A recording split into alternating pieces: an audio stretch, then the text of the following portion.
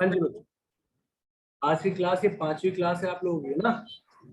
और आज हम बात कर रहे हैं, ये कुछ बचे खुचे क्वेश्चन है जो कि इम्पोर्टेंट क्वेश्चन है, वो डिस्कस करेंगे। और आज हम इंट्रोडक्शन देंगे जीपी का। क्लास ओवर होने के बाद जब आप रीज्वाइन करेंगे उस समय हम जो फर्दर चीजें होंगी, जो डाउट सेशन होगा, जो अलग से पूछना होगा, वो आप अलग से पूछेंगे आफ्टर क्लोजिंग क्लास। ठीक है, चलिए इस क्वेश्चन को देखते हैं। ये दो क्वेश्चन है जो इम्पोर्टेंट है, जो पेपर में 100% पूछे जा रहे हैं। हर बार आ रहे हैं, आपके यूट्यूब में मिलेंगे 100% श्योर हूँ मैं इसके लिए। तो इस बात का ध्यान रखते हुए ये क्वेश्चन इंपॉर्टेंट है, थोड़ा ध्यान से सुनिएगा, समझिएगा, जहाँ दिक्कत लगे वहां पूछ लीजिएगा। ठीक है, कह रहा है बिटवीन 1 and 31। ये 1 है और ये 31। सभी को वॉइस क्लियर है? मेरी वॉइस क्लियर है? सभी अपने यस सर। ठीक है, सभी के कैमरे ऑन होने चाहिए। जतिन, आशुतोष, यशिका, सभी कैमरे ऑन। Good evening. क्वेश्चन ध्यान सुनिएगा, 1 और 31। क्वेश्चन ध्यान सुनिएगा, 1 और 31 के बीच में क्या कहा गया है? बिटवीन 1 and 31 के बीच में कुछ नंबर्स हैं, मतलब कुछ टर्म्स हैं। अब हमें नहीं पता चल पा रहा ये कितने टर्म्स हैं। मैंने मान लीजिए, मैं इसको क्या मानता हूँ, देखो जीपी एपी है, ध्यान रखना। तो ये A2 हो सकता है, A3 हो सकता है, A4 हो सकता है, क्योंकि A1 तो यही होगा ना अल्टीमेटली, A1 और ये जो भी होगा AN। मुझे क्या मालूम कितना टर्म है ना, पर इसके बीच में जो टर्म्स है ना, वो कितनी टर्म्स है। मैं ABC नाम देता हूँ, नहीं तो आप कंफ्यूज जाओगे। ठीक है, ABC नाम देता हूँ, ABC, पता नहीं कितनी टर्म्स है हमारे पास। तो वो कह रहा है नहीं, हमारे इसके बीच में जितनी टर्म्स है ना, वो है M टर्म्स। कितनी टर्म्स है? M terms. ठीक है, कैमरे ऑन हो जाने चाहिए सभी के भाई, ध्यान दो। उसने कहा 1 और 31, आप पे दो टर्म्स है, इनके बीच में M टर्म्स है। क्लियर है? तो हमें क्या क्या हमारे पास इंफॉर्मेशन है? हमारे पास पहली इंफॉर्मेशन है A1, यानी A इज व्हाट 1। ठीक, A। अब नोट करने वाली बात क्या है मेरे बच्चों, ये अगर M टर्म है, ये M टर्म है, तो ये क्या हो जाएगा? M+1। और ये क्या हो जाएगा? M+2, है ना। तो टोटल जो ट्रम है, यानी एन ट्रम कितनी हो जाएगी भाई? AM+2 हो जाएगी ना बच्चे। बीच में M ट्रम है, पहली और लास्ट को मिलाकर टोटल ट्रम कितनी हुई? M+2 ट्रम हो गई ना। तो यस सर। M+2 ट्रम कितनी गिवन है बेटा? 31 टर्म्स गिवन है। कितनी? 31 टर्म्स। लॉजिक वाइज बात करता हूँ, तो फॉर्मूला क्या होता है? आपने AN का फॉर्मूला पढ़ा है, क्या है? AN-1 × यही पढ़ा था। और अगर मैं इसकी बात करूं तो क्या होगा? A+M+2 - 1 × D। ठीक, ये ना, यस सर। M+2 - 1 × D। तो फाइनली आपको ऐसा नहीं लगा ये 31 दे रखा है? तो यहाँ से क्या हो सकता है?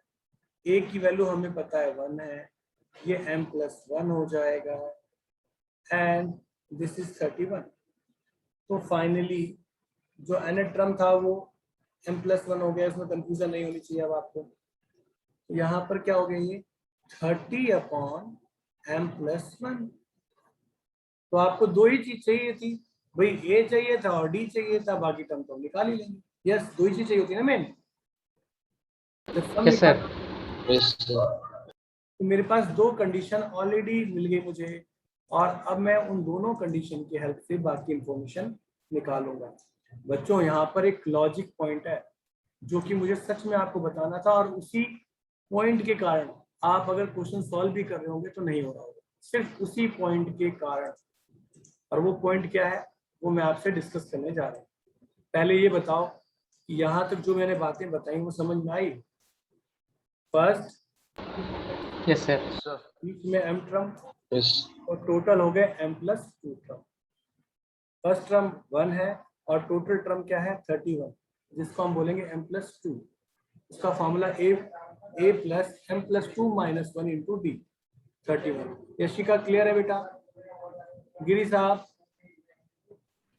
सर एक बार फिर से बता दो। फिर से बता देता हूँ। मेरे कहने का मतलब यहाँ पर क्या है, ये जो बीच में टर्म्स थी ना वो m टर्म थी और पहली 1 है और ये 31 है। तो अगर मैं इस m के साथ इसको ऐड कर लूँ, इसको और इसको ऐड कर लूँ, तो टोटल टर्म कितनी हो जाएगी? m+2 टर्म हो जाएगी। सर आप n टर्म को लिखते हो तो क्या लिखते हो? a plus n minus 1 into D लिखते हो। तो अगर m+1 टर्म होगी तो a प्लस m+2 - 1, सॉरी यहाँ 2 है, इंटू डी लिखोगी ना। बस तो मैंने वही तो किया, इसको इसके इक्वल रखा, उसके बाद 1 को यहाँ सब्ट्रैक्ट किया, 30 हो गया और इसको इससे डिवाइड कर दिया तो डी आ गया। ठीक है? Yes sir. और बहुत अच्छी बात है अगर बच्चों आप अपनी क्वेश्चन पूछ रहे हैं, अगर क्वेश्चन नहीं पूछ रहे हो तब तो धोखा कर रहे हो, और अगर क्वेश्चन पूछ रहे हो तो बहुत अच्छी बात है। आप क्वेश्चन को समझो आगे, इतनी बात तो हमें समझ में आ गई, इस क्वेश्चन की लैंग्वेज बड़ी अच्छी है। अब क्वेश्चन पढ़ना ढंग से, उसने यहाँ तक तो समझा दिया, हमें यहाँ तक हो चुका है, यहाँ तक मैं पढ़ लिया। अब कह रहा है रेशो निकालना है। क्या निकालना है? रेशो किसका? 7th और m+1th नंबर का। ये वर्ड बड़ा इंपॉर्टेंट, ध्यान दो। इसने रेशो कहा, हमें समझ में आ गया।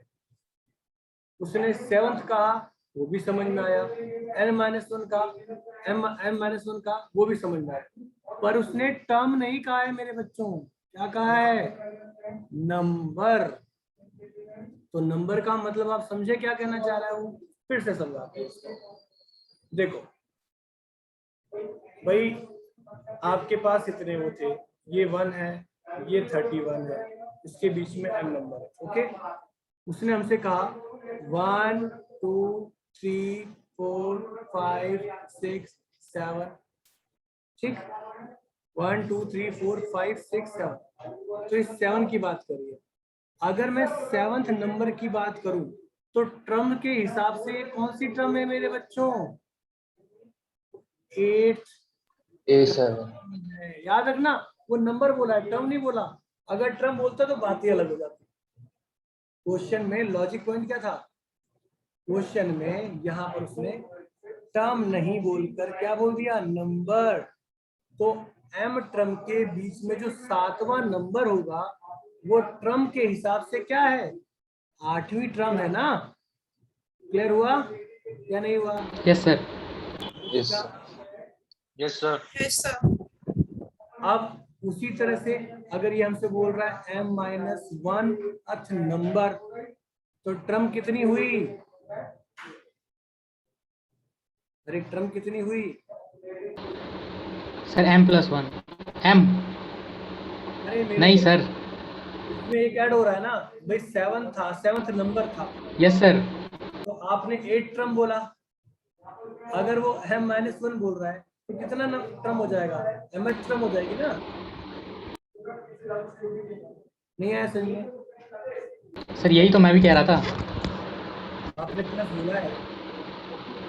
m ही बोला लेकिन आपने मना किया, मैं कंफ्यूज हो गया। नहीं सुनो, समझ में आई बात? दोबारा बताना एक बार। ये है m, ये लास्ट वाला टर्म क्या m है, इससे पहले वाला क्या है? m-1, ठीक। ये क्या है लास्ट वाली टर्म? ये टोटल टर्म m थी ना भाई, यहाँ से यहाँ तक यस सर। लास्ट वाली m हो गई। उसने बोला m-1 नंबर, तो टर्म के हिसाब से कौन सी टर्म हो गई है? इसके हिसाब से m टर्म हुई ना। Yes sir. पक्का सभी को समझ में आ गया? ऐसे Yes, sir. तो कोई नहीं है ना जो जबरदस्ती हाँ बोल रहा हूँ। नहीं, सर की बात रख लेते हैं, चलो सर का दिल रख लेते हैं, मेरा दिल नहीं रखना है। जो नहीं आया पूछ लेंगे, ठीक है? क्वेश्चन में नंबर और टर्म दो वर्ड को ध्यान से सुनना बस, और कोई क्वेश्चन में दिक्कत नहीं। तो अब मैं शुरू करूं कार्यक्रम आगे का। चलो, उसने Yes, ratio sir. 7th number का रेशियो बोला है, 7th नंबर और m माइनस 1th नंबर, और ट्रम के हिसाब से ये हो गया 8th ट्रम, और ये हो गया mth ट्रम। ठीक, ट्रम के हिसाब से a प्लस 7d, और इसके हिसाब से a plus m minus 1 into D. चलेगा, समझ में आ रहा है? और इसकी जो रेशो वैल्यू दी हुई है वो कितनी दी हुई है? 5:9 दी हुई है। ये बात समझ में आई या नहीं आई? आ गई sir. Yes, sir. Good. Yashika, हो सकता है आपको थोड़ी दिक्कत आए क्योंकि आप एकदम लास्ट में आ गए हैं टॉपिक के, क्योंकि आज मैं नया टॉपिक स्टार्ट करूँगा जीपी, तो वहाँ से आप कंटिन्यू इनके साथ चलेंगे। आपका बैकअप क्लास आपको जैसे मिल रहा है वैसे मिलता रहेगा, वो कवर हो जाएगा। अगर नहीं तो घबराना नहीं। अब हमारे पास ए की जो वैल्यू है वो हमें पता है 1 है, और डी की वैल्यू हमारे पास ये है। Just put the value of A and D. तो ए 1 है और डी बच्चों क्या है? 30/m m minus m plus m minus plus. ठीक, और यहाँ पर क्या होगा? 1 plus m minus 1 30/m plus 1 equal to 7/d। ठीक, एलसीएम ले लें, m plus 1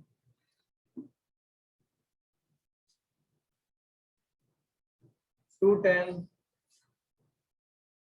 m plus 1 30m minus 7/9। ठीक, m प्लस 211 और 31m माइनस या प्लस 29। ठीक है, ये बात समझ में आ गई या नहीं आई? सभी को क्लियर है या नहीं? एलसीएम यस सर, क्लियर है। Yes, sir. Clear. Yes, sir. Clear है. पक्का Jatin? Yes sir. Yes, sir. Clear है। अब अगर मैं क्रॉस मल्टीप्लिकेशन करता हूँ तो 9 इंटू m प्लस 211 और 7 इंटू 31m प्लस 29। ओके, तो ये 9m प्लस 1899। ठीक, और ये 721 m प्लस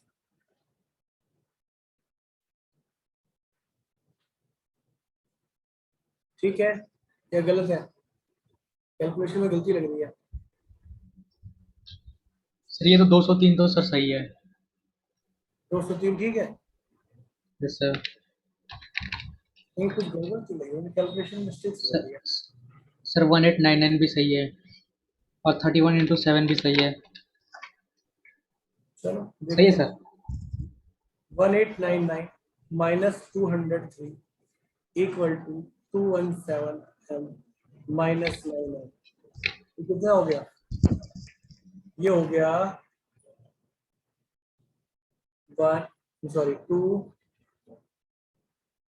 208m, और इस सब्ट्रैक्ट करेंगे तो 6961 तो 16।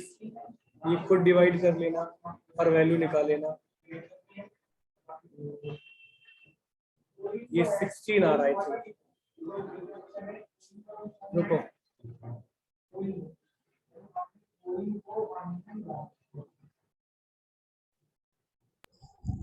सर ये तो पॉइंट्स में आंसर जा रहे हैं। पॉइंट्स में जा रहा है? Yes sir. पक्का? सर 8.15 चला गया सर, ऊपर कोई गलती करी हमने। कैलकुलेशन कहीं मिस्टेक हुई है हमसे, तो क्या हुई है चेक करते हैं। 30 माइनस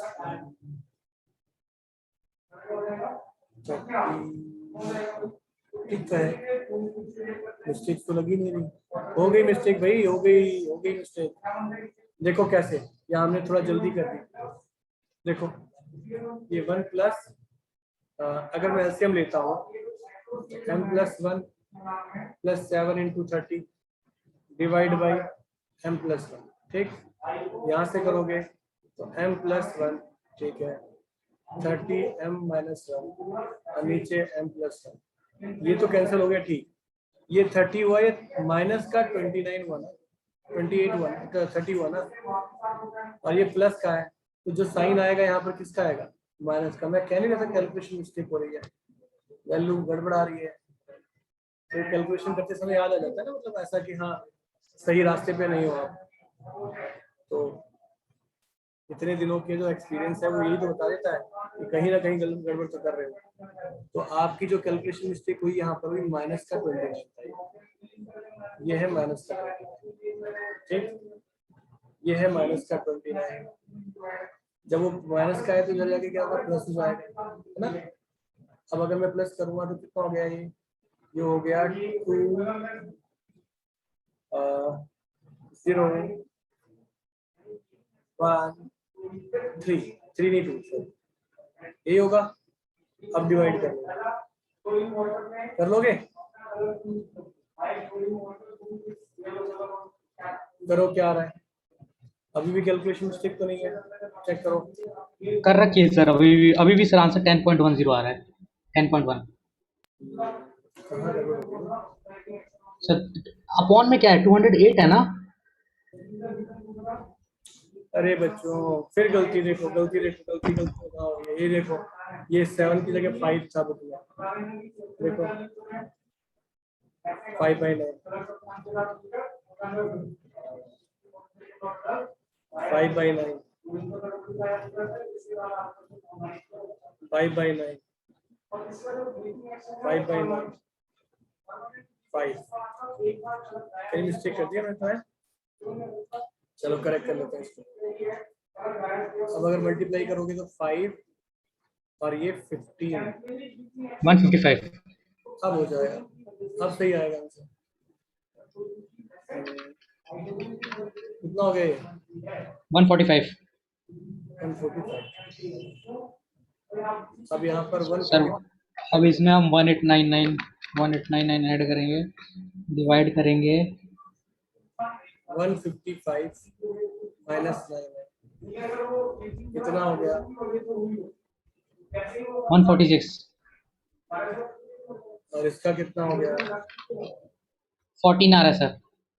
आगे 14, अब करेक्ट है, क्योंकि जो टर्म होती है कभी फ्रैक्शन में नहीं आती, टर्म्स कभी भी फ्रैक्शन में नहीं आती, ये बात ध्यान रखना, ठीक है। कितना हो गया, 0 2,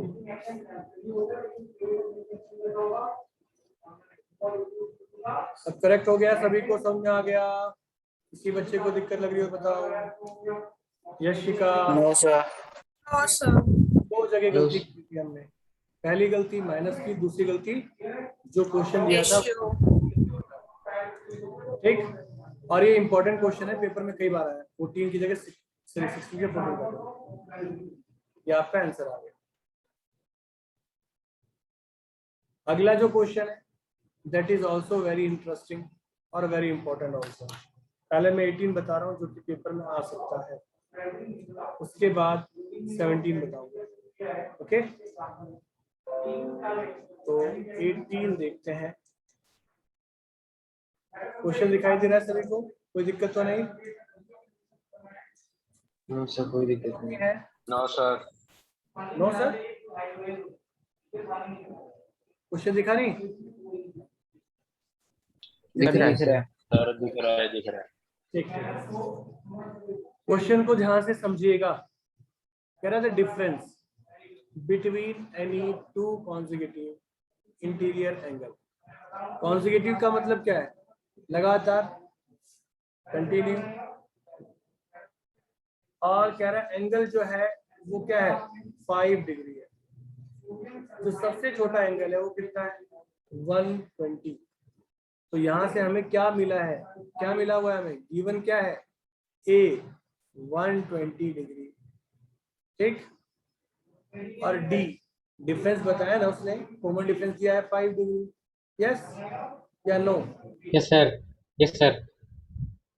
अब बात आती है कि सर अगर ऐसी बात है तो आगे सॉल्व करके भी दिखा दो। तो कह रहा है find the sum of the all side of polygon तो सम ऑफ पॉलीगन क्या होगा, सम बोल रहा है हमसे, तो सम का फॉर्मूला क्या पड़ा था, n/2 2a n-1 into d। ठीक, यही हुआ ना यशिका, ये समझ में आया नहीं आया? Yes, sir.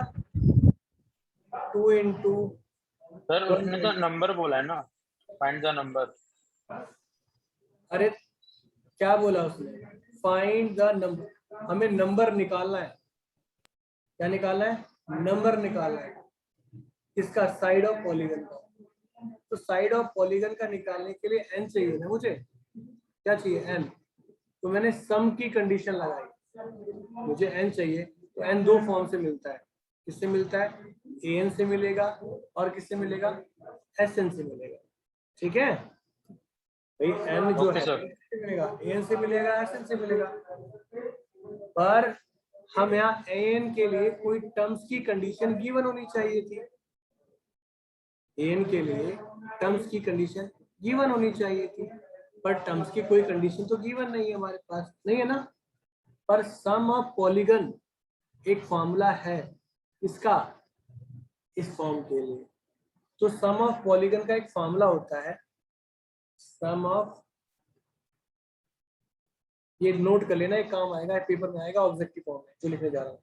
Some of polygon ये होता है 180 n-2। ये इंपॉर्टेंट पॉइंट है, ये पॉइंट इंपॉर्टेंट है, जिसे सम ऑफ पॉलीगन बोलते हैं। ठीक है, इंपॉर्टेंट पॉइंट है सम ऑफ पॉलीगन।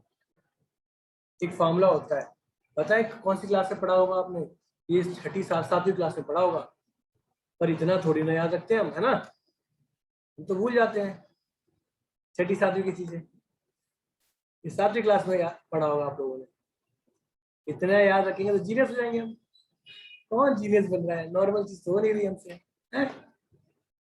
चलो, सम ऑफ पॉलीगन होता है, इस चक्कर, इसी सम के कारण, इसी सम के लिए मैंने यहाँ सम का फॉर्मूला लगाया।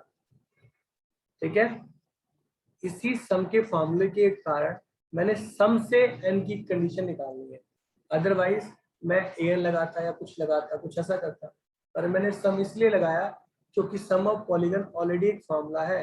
ठीक है, n-1 और d is 5, तो अगर मैं देखूं n/2 240 प्लस 5n माइनस 5, ठीक, तो ये क्या हो गया, n/2 235 प्लस 5n। ठीक, ओके, अरे हाँ या ना? Yes sir, yes sir. Yes sir. Yes, sir. ये सम तो मैंने कैसे निकाला, ये सम तो गिवन इक्वेशन की हेल्प से निकाला ना, हाँ या ना, जल्दी बोलो। Yes. Yes sir. Yes sir. Yes, sir. के पास गिवन थी, उसकी हेल्प से सम निकाला। दूसरा मुझे पता है कि जो सम होता है, जो दूसरा मुझे क्या मालूम है कि पॉलीगन का सम ये वाला होता है, ये पॉलीगन का सम होता है।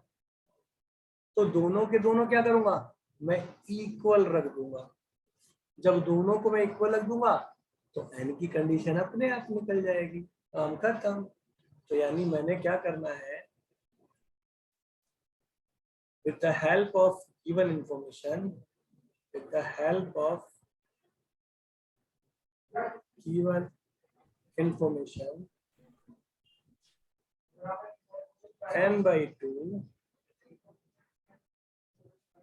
भाई ये भी SN है, वो भी SN है ना, तो 180।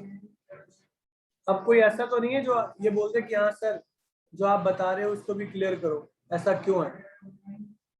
कोई ऐसा तो नहीं है आप में से जो ये भी जानना चाहता हो कि ये आया कहाँ से, क्यों ऐसा बोल रहे हो आप? कोई है आप में से जानना चाहता हूँ? सर ये आंसर पता है कैसे आ गया? ये फॉर्मूला 180 n-2 यस सर, मालूम है क्यों है ऐसा? यस सर, मैं बताता हूँ क्यों आ गया। एक मिनट आप बताओ, रुको रुको, जतिन बताएगा ये फॉर्मूला ऐसा क्यों है। गिरी साहब कैमरा ऑन करिए और बताइए। आलोक कह रहा है मुझे मौका नहीं देते सर आप। सर ऐसा नहीं। आलोक जी कुछ कहना चाह रहे हो आप? नहीं सर। कुछ नहीं पूछ, अरे बता दो कम से कम क्यों आता है सर? सर थोड़ा दिमाग लगाओ, सोचो। यशिका आप ट्राई करोगी?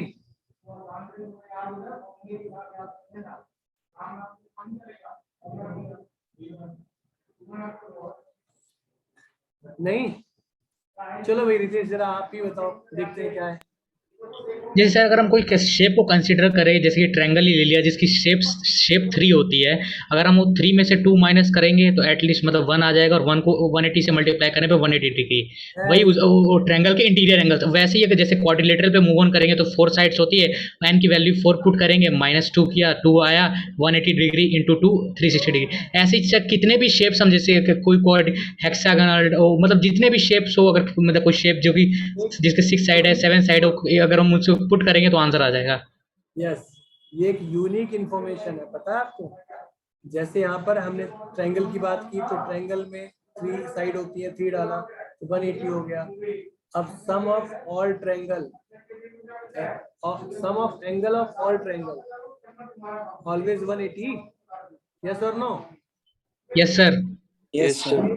सेम क्वाड्रेटरल की बात करते हैं, यहाँ 4 डालेंगे तो कितना आ जाएगा? 180 into 2 360। Okay yes sir. Yes, sir. Yes, sir. तो कितना हो गया? 3 इंटू 180 तो 540 पड़ा है ना? तो आप इस फॉर्मूले की हेल्प से किसी भी पॉलीगन की फॉर्म निकाल सकते हो, ठीक है? तो ये 7वीं क्लास की बात है जो हम याद नहीं रखते हैं, ठीक है? क्या करेंगे छोटी मोटी चीजें याद करके ना। चलो आगे बढ़ते हैं। अब आप इसे इक्वल कीजिए और सॉल्व कीजिए। तो 235n प्लस 5n स्क्वायर, ये जो 2 था इधर मल्टीप्लाई करूंगा तो 360n, और ये कितना हो जाएगा फिर? कितना हो जाएगा बोलो? 720। 720। तो 5n square plus 235n minus 360n plus 720 equal to 0। याद रखना टर्म और नंबर कभी भी फ्रैक्शन में नहीं आते, और जो आते हैं तो उसमें स्मॉलेस्ट नंबर को प्रेफरेंस दी जाती है। इसका डिफरेंस बताओ जल्दी से, कितना हुआ? 125 125 प्लस 720। तो 5 से अगर मैं डिवाइड कर दूं तो n स्क्वायर, ये 25, 5 × 5 2 4 4, ठीक? तो आपने फैक्टर करना आता ही होगा। 16n माइनस 9 प्लस 144, तो n माइनस 16 माइनस 9, तो finally m minus 16 0, n minus 9 और n माइनस 16, तो फाइनली n इक्वल टू 9 और 16, स्मॉलेस्ट नंबर को प्रेफरेंस देगा, ठीक है? समझ में मेरी बात आई या आगे चली? यस सर, आ गई। सभी को आ गई सर, आ गई। Yes, sir. आ गई। आपका चलो फटाफट एक क्वेश्चन और भी है, हालांकि मैं क्वेश्चन पूरा सॉल्व नहीं करने वाला, मैं सिर्फ समझाऊंगा, सॉल्व आप खुद करेंगे, ठीक? Okay sir. Yes sir. चलिए अब देखते हैं। यहाँ पर कह रहा है मैन स्टार्ट रिपेइंग लोन, पहली इंस्टॉलमेंट कितनी है? 100 की। तो आपके पास ए कितना है? 100। तो कह रहा है वो इंक्रीज कर रहा है 5 रुपए हर मंथ, तो डी कितना हो गया? 5 हो गया। तो उसने बोला what amount he will pay in 30th instalment. तो क्या करना चाहिए, कौन बताएगा? सर सिंपल सा फॉर्मूला है an प्लस सम निकालेंगे, ट्रम निकालेंगे? टर्म निकालेंगे सर। सर जैसे हमें 830 क्या करें जतिन, क्या करें बेटा? जैसिका आप बताओ। अरे रिप्लाई कर दे करो, गलत बताओ या सही बताओ, बताओ तो सही, कम से कम बोलोगे तभी ना पता चलेगा मुझे। गिरी साहब, शुभम, कैमरे ऑन करो बच्चों। सर सर 245 एक्चुअली रुपीज अब वापस। डेटा बचा नहीं है तो इसीलिए से वीडियो ऑफ कर रहा हूँ सर। अच्छा, क्या करेंगे यशिका, क्या बोला है उसने?